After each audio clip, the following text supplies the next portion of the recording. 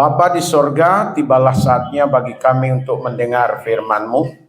Tolong setiap kami untuk dapat menaruh perhatian yang penuh.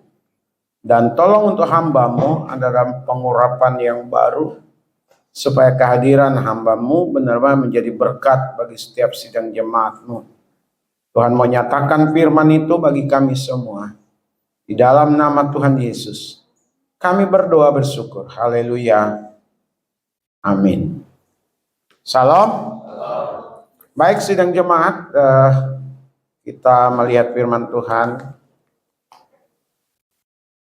sama seperti minggu lalu. Kitab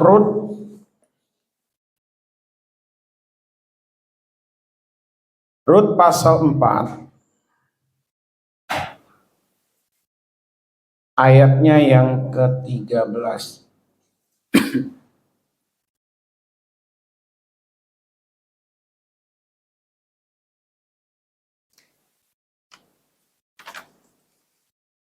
Rut pasalnya yang keempat, ayatnya yang ke-13. Apabila sedang jemaat sudah menemukan ayat ini, kita akan membacanya secara bersama-sama hitungan yang ketiga. 1, 2, iya. Lalu Boas mengambil Rut dan perempuan itu menjadi istrinya. Dan dihampirinya dia. Maka atas karunia Tuhan, perempuan itu mengandung, lalu melahirkan seorang anak laki-laki. Saya ulang, lalu Boas mengambil Rut dan perempuan itu menjadi istrinya, dan dihampirinya lah. Maka atas karunia Tuhan, perempuan itu mengandung lalu melahirkan seorang anak laki-laki.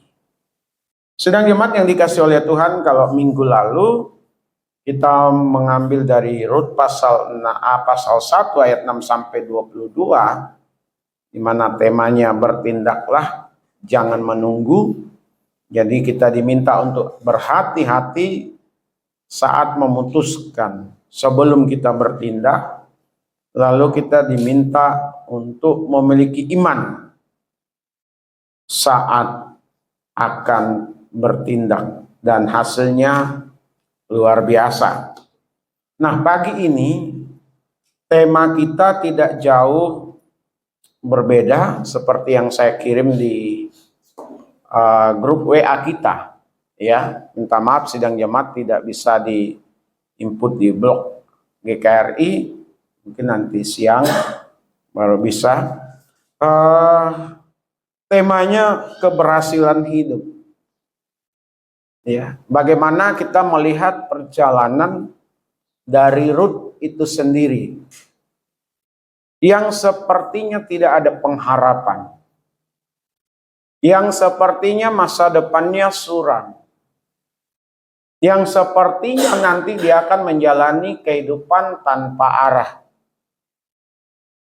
Oleh bahasa sekarang, mungkin cocok disebut masa depannya itu akan menjadikan dirinya gembel. Ya, kenapa sidang jemaat?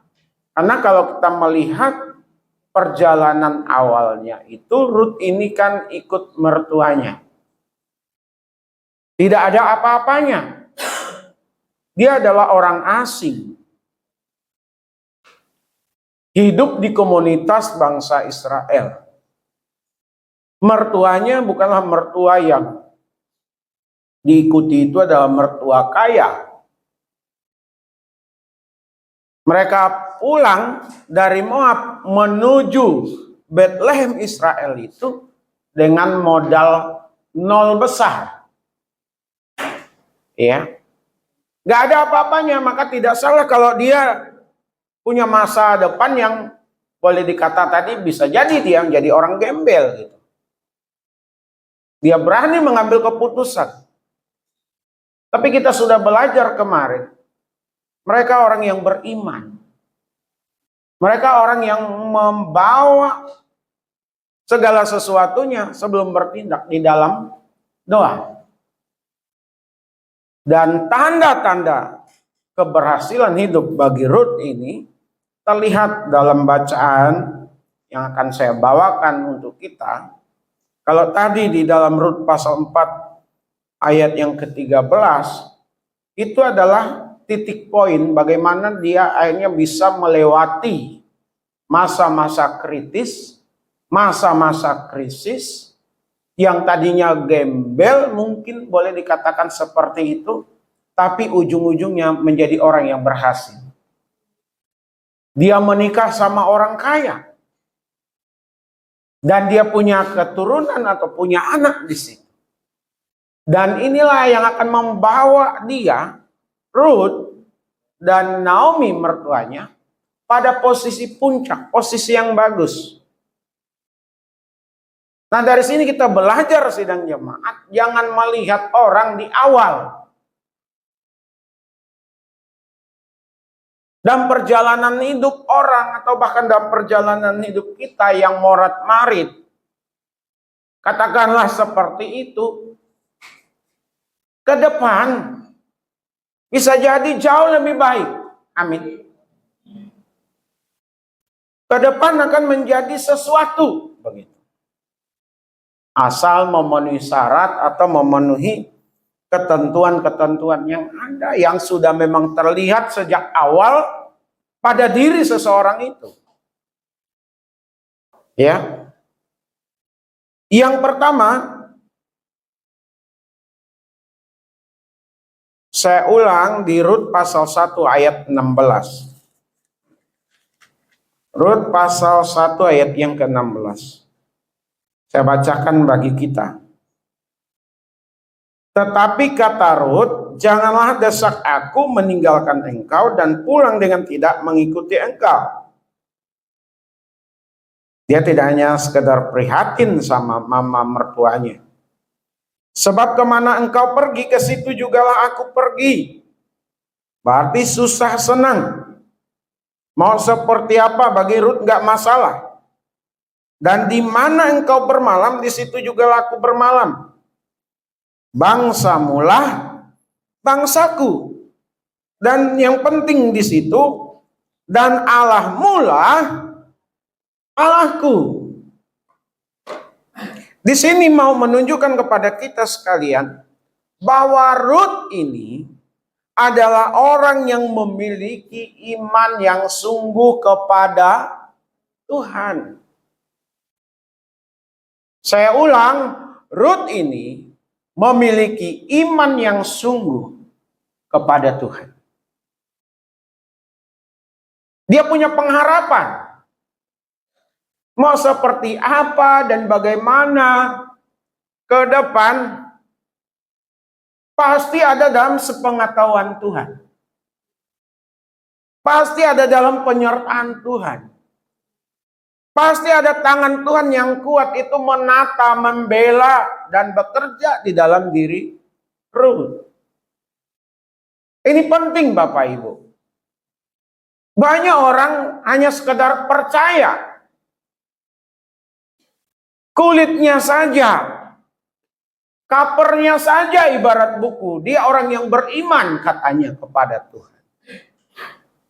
Tapi dari hari ke hari, dari bulan ke bulan, dari ke tahun, tidak menunjukkan dirinya sebagai orang yang beriman. Ragu-ragu, gampang putus asa, gampang kecewa, gampang menyalahkan Tuhan. Dia tidak menunjukkan sebagai sisi-sisi kehidupan orang yang beriman kepada Tuhan. Orang yang tidak sungguh-sungguh di dalam Tuhan, di dalam kehidupannya, akan begitu-begitu saja Bapak Ibu. Akan jalan di tempat dalam banyak hal. Ya, gak ada perubahan yang berarti dalam hidupnya. Tapi kalau orang yang sungguh-sungguh memiliki iman kepada Tuhan, mau seperti apa kehidupan itu, kesulitan itu, persoalan itu, dia akan maju. Rut Lot ini kita baca dalam ayat-ayat sebelumnya sampai dia mengatakan seperti ini di ayat 16. Dia tidak punya gambaran yang pasti seperti apa ke depan itu. Nah, dia akan menikah dengan Boas? Tidak. Dia akan nyaman hidupnya? Tidak. Jalani saja apa yang ada. Di mana engkau berada, di mana engkau bermalam, kata Rut kepada Naomi. Di situ aku ada.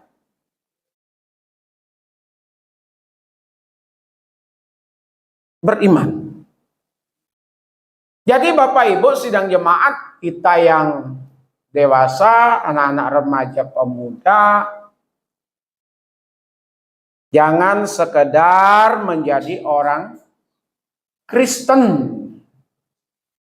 Jangan sekedar mengikuti rutinitas ibadah. Hidup ini berwarna. Hidup ini kadang dibawa ke atas, dibawa ke jurang, dibawa ke lembah. Ada banyak kerikil, ada banyak batu. Ada banyak singa. Ada banyak yang menakutkan bagi kita. Tapi bagi orang yang beriman sungguh-sungguh kepada Tuhan, jalan saja. Jangan pernah mundur. Makanya datang ke gereja itu cari Tuhan yang sungguh-sungguh. Hari ini mungkin tidak terlihat seperti apa dan bagaimana. Tapi sebagai orang yang beriman, selalu mengatakan, di balik gelap selalu ada terang. Di tengah-tengah hujan pasti ada tempat pemberhentian. Bahkan hujan itu berhenti. Bapak Ibu, orang yang berhasil dalam hidup biasanya adalah orang yang memiliki iman yang sungguh kepada Tuhan. Karenanya Bapak Ibu, kita semua sidang jemaat, milikilah iman. Itu bisa diukur dari diri kita. Saat kita diperhadapkan dengan situasi-situasi yang tidak mudah. Kita yang tahu apakah kita tetap berharap kepada Tuhan atau tidak. Kita yang tahu apakah kita tetap meyakini Tuhan yang hidup itu ada dan membela kita atau tidak.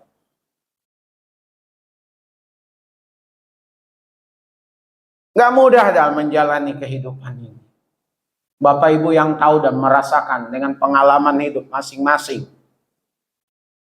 Tapi bersyukur kita yang sudah mengenal Tuhan. Amin. Dan iman kita teruji lewat pergumulan yang ada. Sekalipun berat, sekalipun tidak mudah, akhirnya kita bisa melewati semuanya. Setahap demi setahap. Yang kadang menjadi tanda tanya bagi kita. Kok ini tidak pernah berakhir? Ada lagi, ada lagi, ada lagi, ada lagi. Itulah dinamika kehidupan Bapak Ibu. Tapi kalau kita memiliki iman yang sungguh kepada Tuhan, ada lagi seperti yang saya maksudkan, itu untuk membuat kita semakin kuat. Membuat kita semakin mantap. Golok, pisau, keris, mandau, apapun itu, gak serta-merta jadi. Besi itu dibakar dulu. Sampai membara merah. Lalu dipukul dengan palu. Dipukul dengan palu sesuai dengan keinginan yang membentuk. Kalau mau buat mandau, jadilah mandau. Kalau mau buat keris, jadilah keris. Mau buat golok, jadilah golok. Tak apalah namanya. Jadi, ada proses kehidupan di sana. Ya, jadi kalau sekarang Bapak Ibu atau saya, kita semua dihadapkan dengan situasi-situasi yang tidak mudah, ya, kita terus saja belajar dan belajar beriman kepada Tuhan. Hebat yang namanya Ayub. Dia berkata, Tuhan yang memberi, Tuhan yang mengambil. Ini tidak saja bicara tentang anaknya yang hilang, yang mati, tapi itu juga berbicara persahabatannya, relasinya dengan sanak famili dan teman, juga adalah hartanya, kekayaannya. Tapi endingnya coba Bapak Ibu lihat. Rut maupun Ayub itu sama. Orang yang sungguh-sungguh beriman kepada Tuhan. Endingnya bagus. Kita ini masih berjalan. Kita belum tahu ke depan seperti apa. Tapi kalau kita beriman kepada Tuhan, Tuhan memberi sesuatu yang di luar apa yang kita konsepkan, apa yang kita cita-citakan. Itu dibuktikan oleh Rut dalam perjalanan hidupnya. Ini yang pertama, memiliki iman yang sungguh kepada Tuhan. Pertanyaannya, apakah kita memiliki iman yang sungguh kepada Tuhan? Gak usah dijawab Bapak Ibu. Bapak Ibu dan saya menjawab sendiri dalam hati kita masing-masing.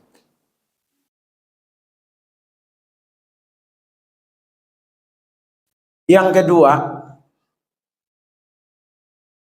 Rut pasal 2, ayat yang kedua dan ayatnya yang ketiga. Rut pasal 2 ayat 2 sampai ayat yang ketiga. Saya bacakan untuk kita. Maka Rut perempuan Moab itu, ini setelah mereka tiba di Bethlehem, berkata kepada Naomi, biarkanlah aku pergi ke ladang memungut bulir-bulir jelai di belakang orang yang murah hati kepadaku. Dan sahut Naomi kepadanya, pergilah anakku. Pergilah ia lalu sampai di ladang dan memungut jelai di belakang penyabit-penyabit. Kebetulan ia berada di tanah milik Boas yang berasal dari kaum Elimelek. Selain tadi memiliki iman yang sungguh kepada Tuhan, itu Rut, tapi juga dia memiliki inisiatif. Itu yang saya sampaikan minggu lalu. Bertindaklah, jangan menunggu.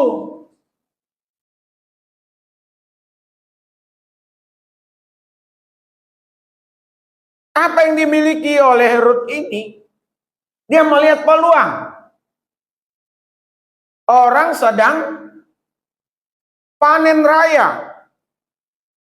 Sementara dia dan mertuanya nggak ada lahan. Nggak ada ladang. Karena mereka baru datang.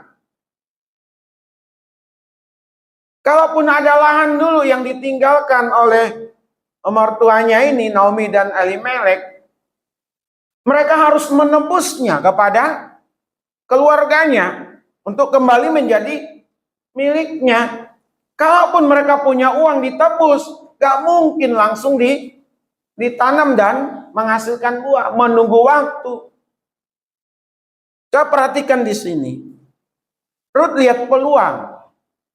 Ternyata ada orang yang sedang menyabit, memanen gandum. Ya, dan dia tahu budaya di Israel itu pasti dikasih tahu oleh mertuanya, atau mungkin mirip-mirip sama seperti di tanah Moab. Ada peluang, lalu dia bertindak.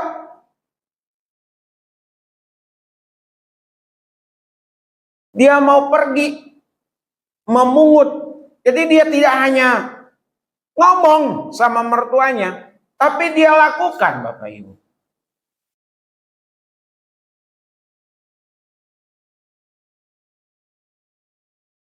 Ke depan,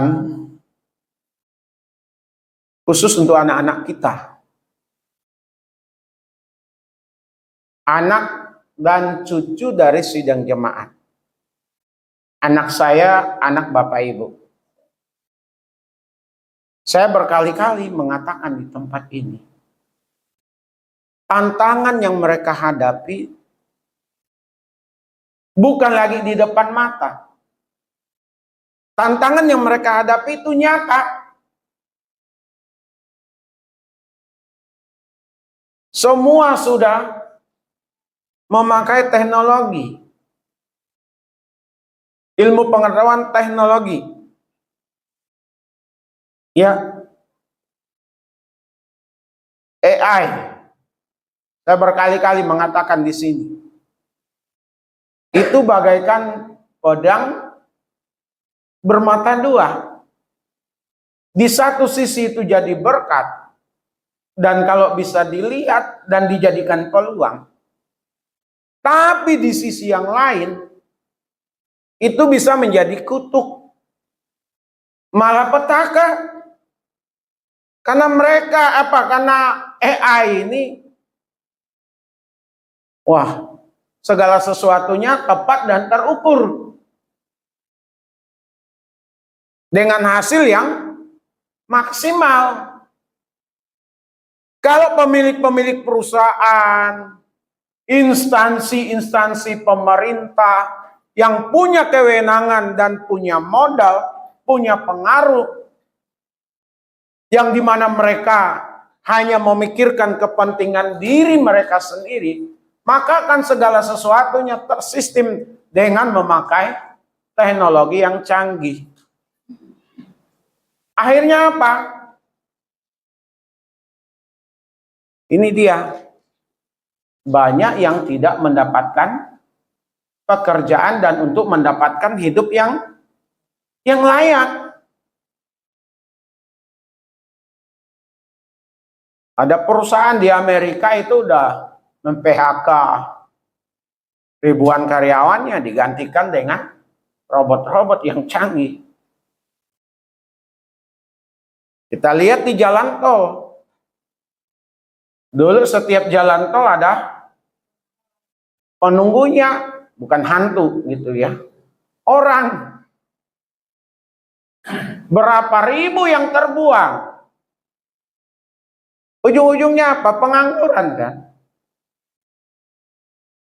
Nah, di sisi yang lain ada orang yang melihat itu peluang, ambil sistemnya, masuk dan pelajari. Mereka tidak terlihat tapi bekerja. Jadi dalam hal ini kita diminta untuk lihat peluang.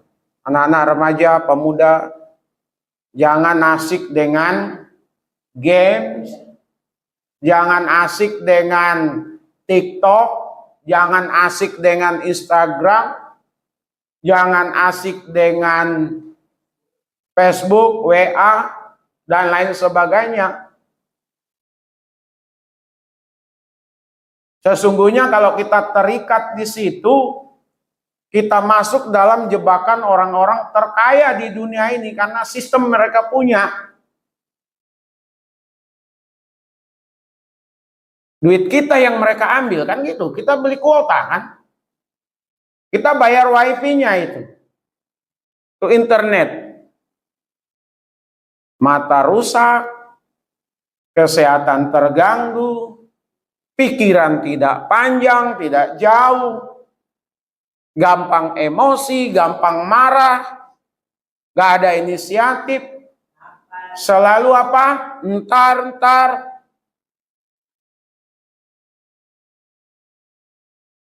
Tapi mari anak-anak berpikir, di tengah-tengah situasi yang sulit seperti ini ada peluang. Apa yang kita bisa ambil? Apa yang kita bisa perjuangkan? Dan mulai dari awal, lakukan. Sekalipun awalnya tidak berhasil, sekalipun awalnya susah, karena kita di dalam Tuhan, pasti selalu ada cara Tuhan untuk membukakan jalan bagi kita. Ambil inisiatif itu. Jangan hanya ngomong, bertindak, bekerja, lakukan. Ada banyak orang, kan nggak ada modal. Peluang sih ada, kemampuan ada. Tapi kan perlu hepeng, perlu uang, perlu lui. Seringkali terjebak di situ, Bapak Ibu. Ternyata keberhasilan juga tidak selalu dan tidak selamanya ditentukan dengan uang yang banyak.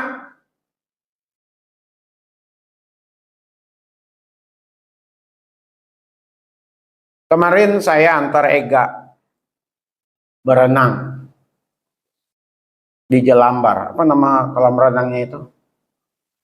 Kolam renang Duta Indah ya. Jadi dari jembatan 3, jembatan 2 ngambil pesing, ada apa itu botakseng ya.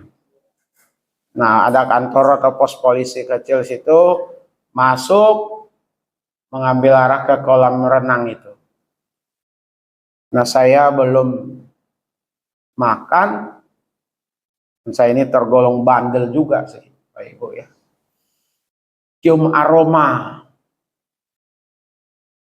soto tangkar. Saya bilang sama Ega, "Enggak, mampir yuk." Ega udah makan? Udah. Jadi Ega nggak mau makan? Enggak. Bapak makan dulu ya. Karena nanti Bapak mau jalan lagi sebelum jam 10. Akhirnya mampir. Sambil yang punya itu mempersiapkan diri, saya tanya-tanya. Makan pun saya bertanya. Mudah-mudahan hari ini selesai, bisa diangkat beritanya. Pas di tepi waduk polisi namanya. Penjual soto itu tadinya adalah bekerja di sablon. Kerja di sablon sebagai karyawan, dia bilang gajinya kecil, nggak cukup. Udah gaji kecil, dia bilang lagi waktunya terbatas. Dari pagi sampai sore, dia nggak bisa kemana-mana. Gaji terbatas, waktu terikat, ditambah lagi kalau salah, bos nggak mau tahu, atasan nggak mau tahu, kalau marah nggak kenal manusia. Akhirnya dia mikir, waktu itu dia masih bujangan. Kalau begini terus kapan bisa berubah? Dan kebetulan di kampungnya itu, di Bogor sana, wilayah kawasannya itu terkenal dengan soto tangkar. Akhirnya dia belajar.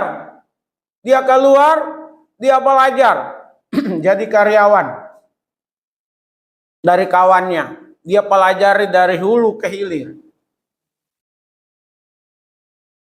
Apa saja yang dipersiapkan bahannya, bagaimana meraciknya, memasaknya, melayani, membeli bahan-bahannya.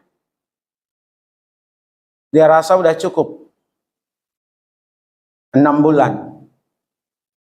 Lalu dia ngomong ke kawannya itu. Dia mau buka. Silahkan. Jadi dia buka lah. Bapak Ibu. Ujung-ujungnya saya tanya, berapa sehari dapat? Dia bilang 300 ribu sehari dapat. Tapi itu kotor, Pak. Kalau dulu sebelum COVID 300 ribu bersih. Setelah COVID 300 ribu kotor. Saya bilang kenapa bisa begitu? Karena dia nggak mau naikkan harga. Bahan naik terus, dia bilang. Dia nggak mau naikkan harga. Biar tetap dapat pelanggan. Saya pikir benar juga ini gitu. Strategi dagang. Ya, di tengah-tengah maraknya juga penjual soto tangkar. Tapi kan ada hasil, Bapak Ibu. Dia bebas mengatur waktunya. Dia nggak diomelin lagi. Nah, jiwa-jiwa berwisata, berswasta, berwira swasta, memang harus ditanamkan, Bapak Ibu. Gak harus modal besar. Yang penting ada kemauan, pasti selalu ada jalan. Bapak Ibu, kemarin di tengah-tengah acara pindah rumah orang Kalimantan, saya hadir. Karena sebagai pengurus Dewan Adat Dayak di Jakarta, saya juga ikut hadir. Saya telepon Pendeta Ngadi, ternyata memang di komplek itu, satu komplek dengan Pak Pendeta Ngadi. Beliau datang sama istri, dan beliau bilang mampirlah ke gereja, ke tempatnya. Dia bilang anaknya buka kafe gitu ya, tempat minum kopi. Oke, kita mampir. Ada meja-meja, ada bangku di situ. Kita duduk, pesan. Ternyata yang buka ini Gaby, anaknya, tamatan UNJ,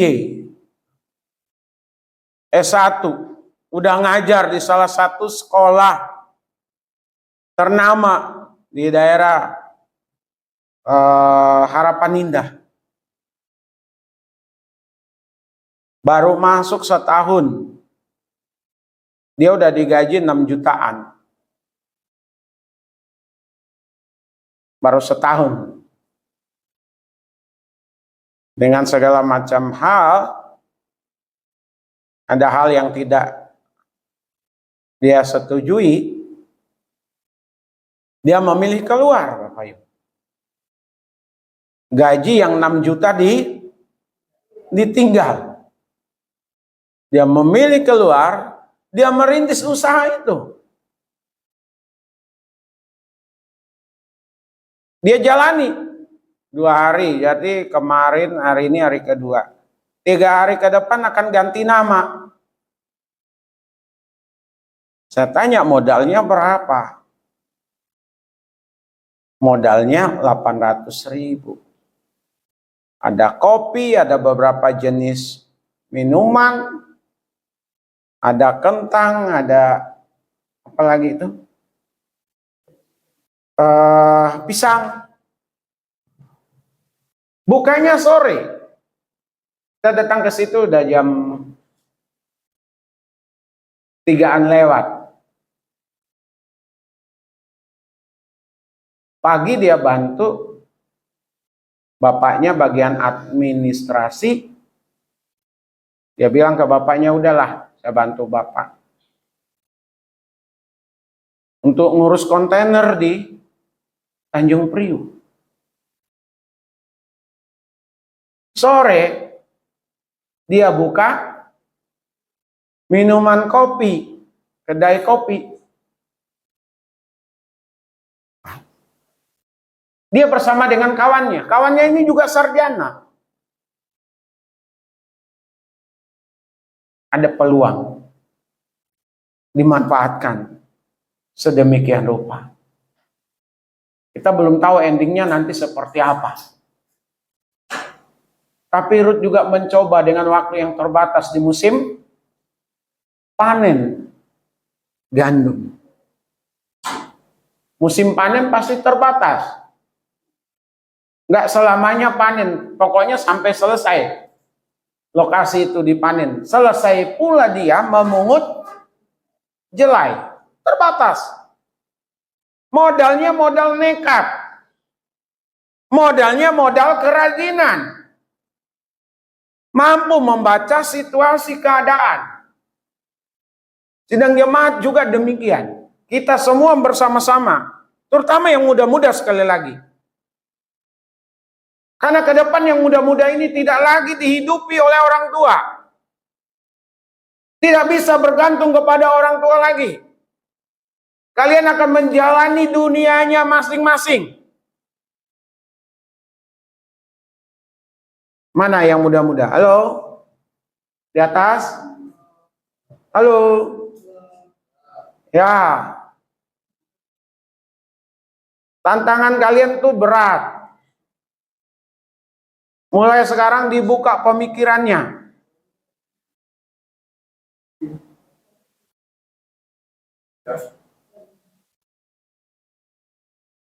Ya, saya suka memakai ilustrasi saya sendiri, Bapak Ibu. Ya. Sekali waktu, siapa tahu ada di antara kita yang mau ikut ke kampung halaman saya. Di daerah Landak sana, dari Pontianak cukup jauh. Itu pedalaman, Bapak Ibu. Saya sudah katakan bapak saya itu hanya kelas 1 SD. Karena dia tidak punya ayah. Jadi dia dengan kelas 1 SD merantau.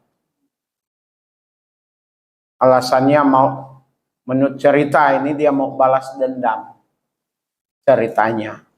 Karena dia punya bapak dimatiin orang dengan cara yang tidak wajar dan tahu siapa yang melakukannya.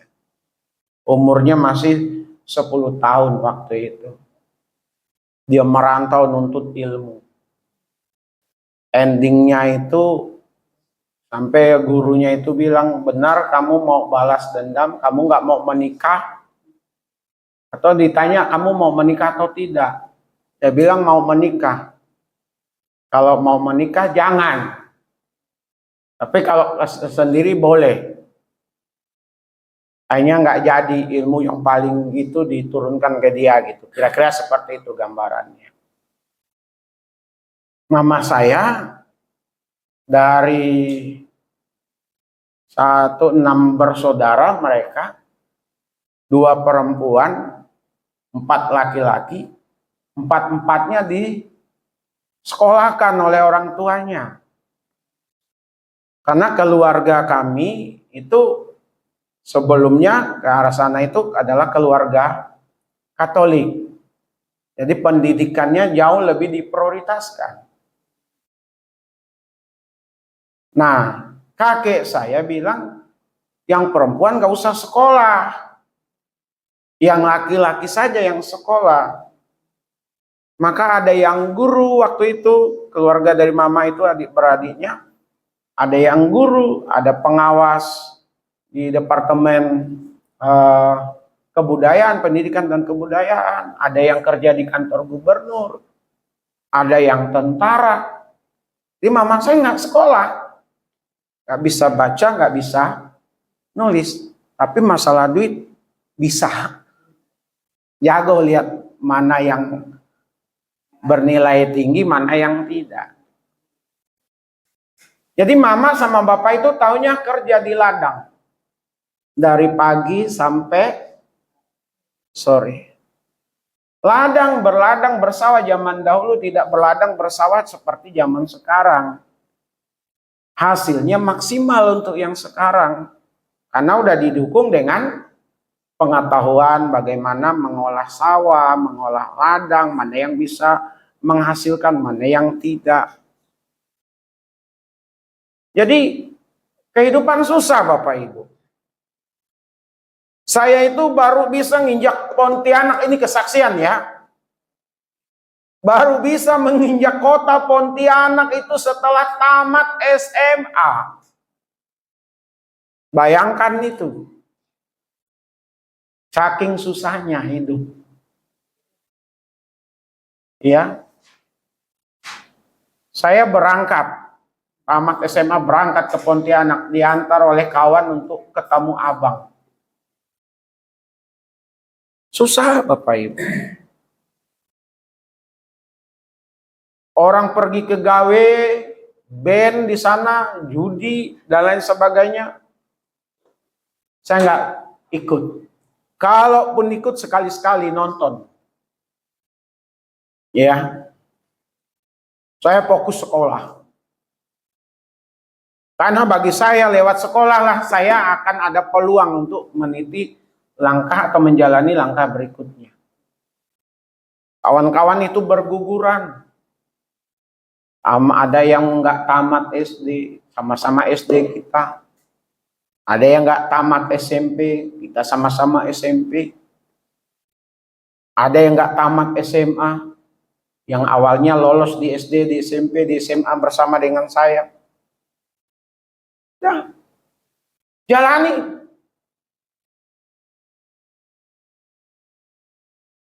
Kok bisa ke Jakarta, Bapak Ibu? Coba.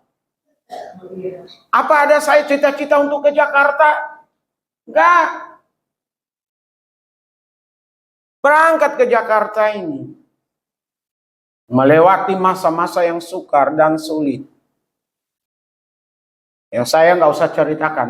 Karena nanti akan saya tulis kisah hidup saya. Pasti. Ya, akan saya tulis. Kata orang menarik kisah hidup saya ini. Ya, dalam banyak sisi. Ada inisiatif Bapak Ibu. Manfaatkan setiap peluang yang ada. Jangan hanya kita mampu melihat orang lain. Tapi tidak mampu melihat diri sendiri. Saya kadang-kadang koreksi diri saya juga. Saya lebih senang memuji orang lain. Saya lebih senang menceritakan kisah hidup orang lain. Akhirnya saya tersadar juga. Kapan ya orang lain menceritakan kisah hidup saya begitu? Ada nggak orang lain yang bercerita tentang hidup saya? Jadi Bapak Ibu, sidang jemaat yang dikasih oleh Tuhan, orang yang berhasil itu kembali, dia memiliki inisiatif untuk melakukan sesuatu. Ada inisiatif. Dia lihat peluang, gak perlu modal, yang penting niat dan tekad. Berhasil nggak? Ruth ini berhasil. Dia bisa bawa pulang jelai. Waktu memungut, musim panen gandum, dan dia bisa memungut sisa-sisa yang ada. Lalu yang berikut, saya sudahi, sebenarnya ada 5 ini Bapak Ibu. Nanti saya potong bulan depan ya Bapak Ibu ya, karena minggu depan Pak Mustafa tanggal 28 saya tidak khotbah di sini, lagi mencari siapa pengkhotbahnya. Saya diminta untuk berkhotbah di salah satu gereja di Harapan Indah. Ada pemuda pagi itu umum, siangnya pemuda. Jadi saya nggak bisa pulang langsung habis khotbah. Nah Bapak Ibu, yang ketiga ini apa? Kita perhatikan Rut pasal 2 ayat yang ke-7.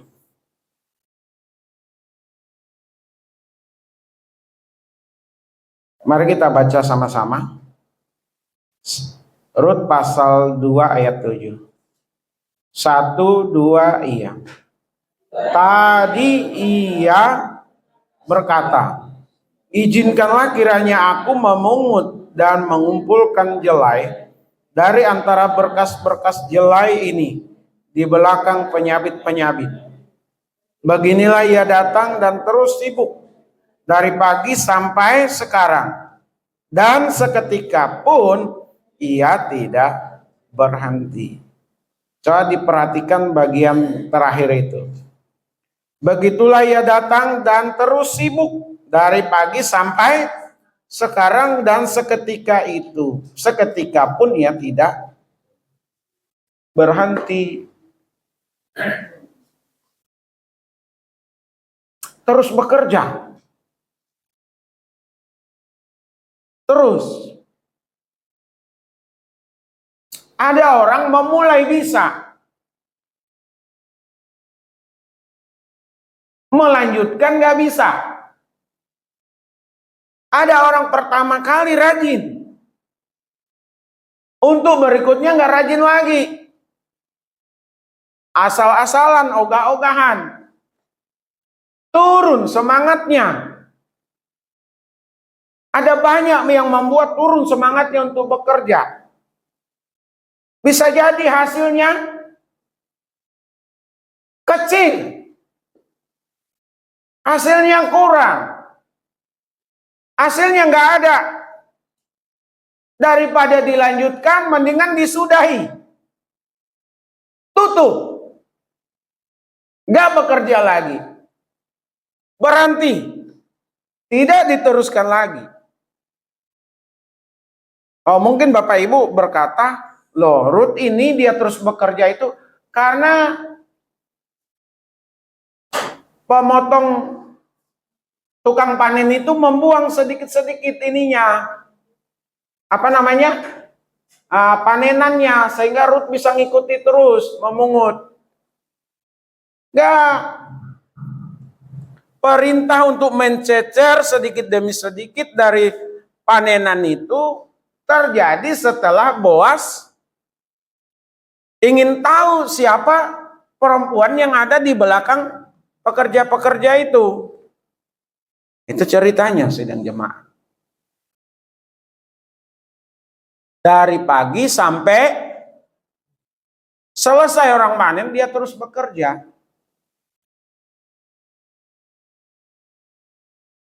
Tadi saya katakan ada orang berhenti bekerja, berhenti usaha dan lain sebagainya, karena yang pertama lihat hasil. Gak ada hasilnya, untuk apa dilanjutkan? Untuk apa diteruskan?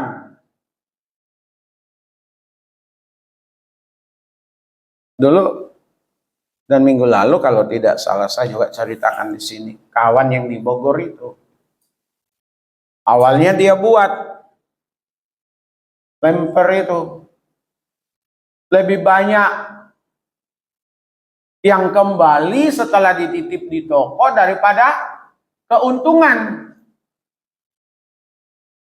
Hampir-hampir tutup. Di tengah-tengah situasi mau menyerah, Tuhan bekerja di situ. Nah, di sini kembali Bapak Ibu, kita sebagai orang yang beriman.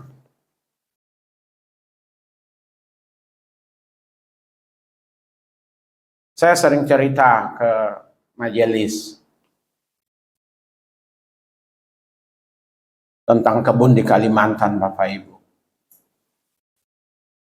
Saya mau sampaikan, bukan karena saya ada duit, bukan karena saya punya uang yang banyak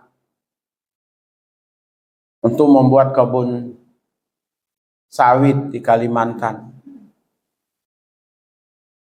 Kalau dihitung-hitung secara hitungan matematika, nggak masuk Bapak Ibu, nggak masuk. Ya.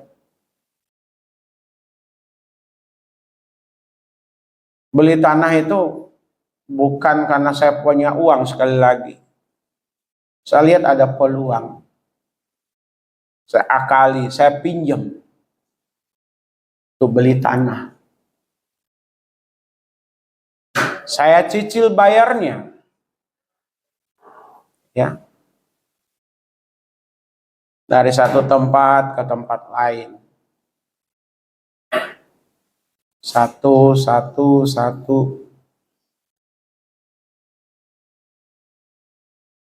Mama saya bilang, kapan itu tanahnya mau diolah?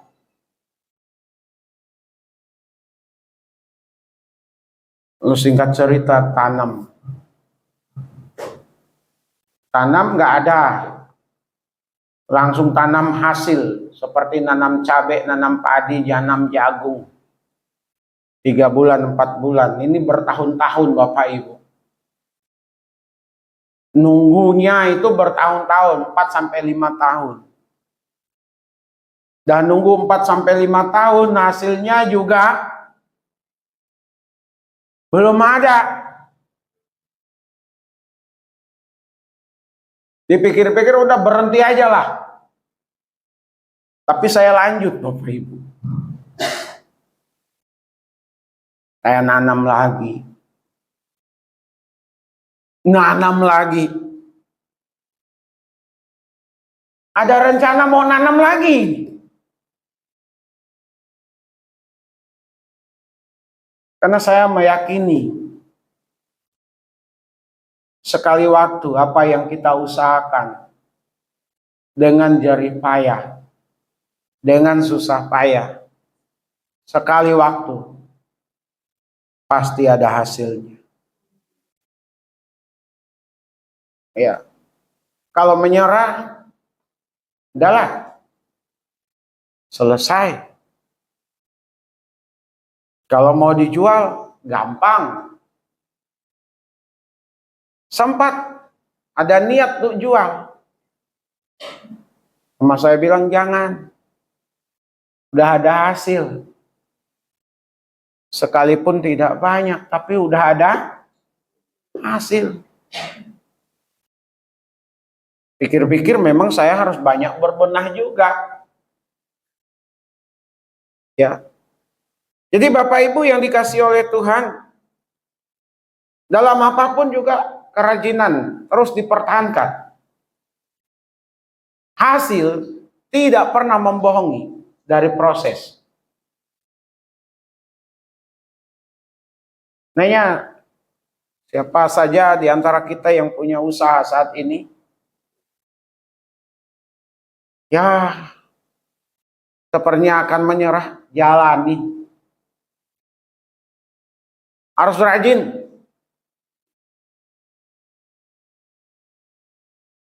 Mungkin banyak yang tidak tahu di antara kita.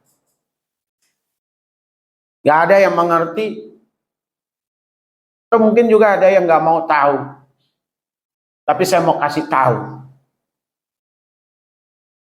Contoh itu, sorry ya, Ibu Deborah ya. Contohnya Ibu Deborah, Bapak Ibu. Ini juga pikir saya menginspirasi. Saya senang dengan jemaat yang seperti ini.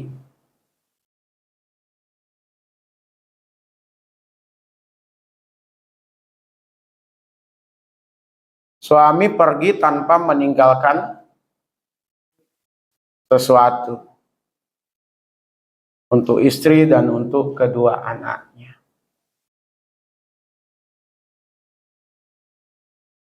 Tapi bagaimana Ibu Deborah sebagai seorang ibu supaya anaknya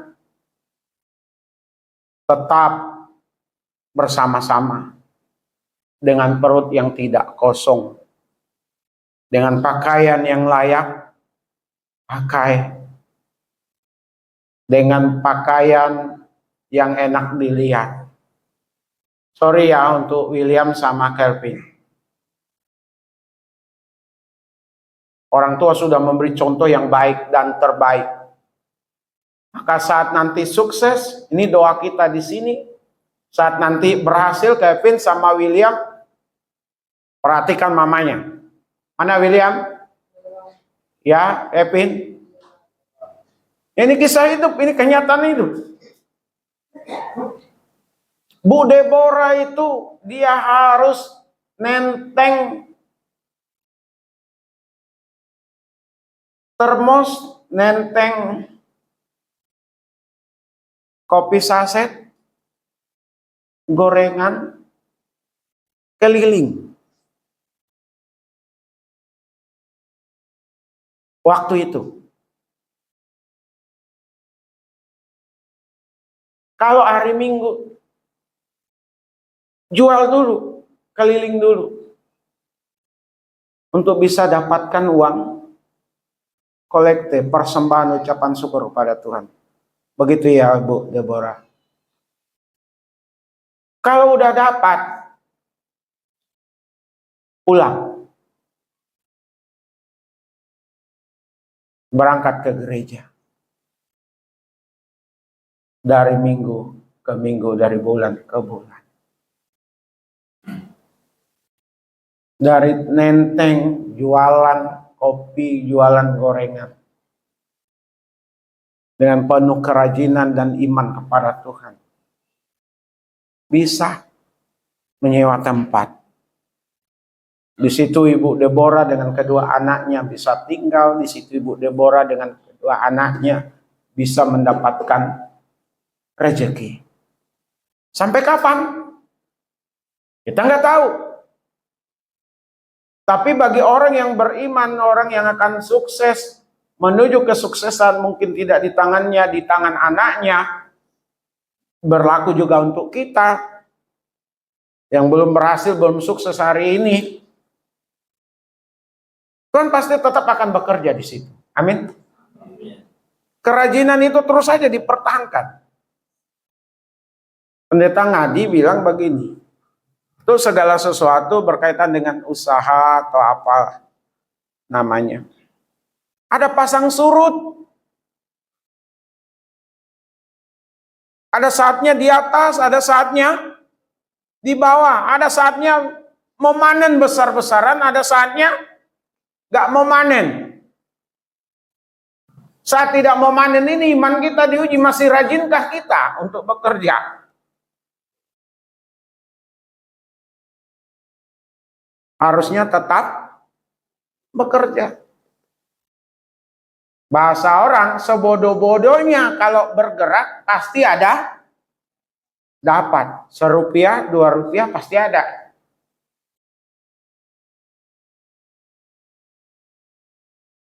Kerjakan, lakukan Bapak Ibu.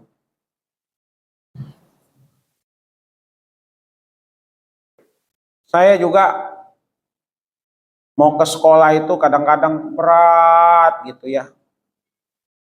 Capek, lelah. Pagi-pagi udah harus jalan. Apalagi ada kegiatan kadang-kadang udah malam. Ternyata Bapak Ibu 24 tahun gak terasa itu. 24 tahun, dari tahun 2000 saya mengajar. Yang lain kawan-kawan yang ngajar di negeri ada yang udah K2, P3K, PNS. Karena ruang untuk yang bekerja di sekolah negeri jauh lebih diperhatikan daripada kita yang di swasta. Ya kuotanya nggak ada, boleh dikatakan begitu. Saya jalanin aja lah 24 tahun ini. Kadang kondisi kurang sehat, berangkat. Jalani. Ya. Jadi Bapak Ibu, sekali lagi untuk kita sidang jemaat, tanda-tanda keberhasilan hidup itu diawali dengan iman yang sungguh kepada Tuhan. Yang kedua, memiliki inisiatif. Gak diam, tidak menyerah. Tidak mengeluh, tidak menggerutu. Ada peluang, ambil, lakukan. Yang penting halal. Yang penting tidak melanggar aturan. Yang ketiga, miliki kerajinan. Awal bulan saya bahas lanjutannya. Ada 2 bagian lagi. Tuhan Yesus memberkati kita. Amin.